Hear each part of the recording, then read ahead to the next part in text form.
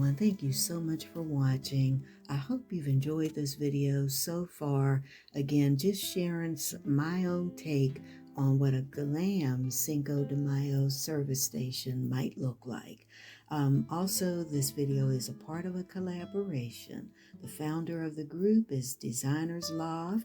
Now there's also Deborah Cabasa Home Living, the Glam Queen of DIY, David Owen Creates, Antonette Decorating, Luxury Living with Ian, CeeJ DIY, and Arrows DIY, and myself, I'm Candy, and of course this is Tablescapes by Candy.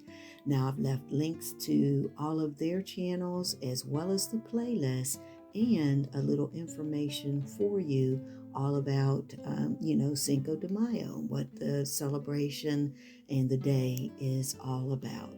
Also, if you're not a member of this channel, I hope you will subscribe today, and please visit my other channels, DIY Design by CCW, as well as the Glam Décor channel.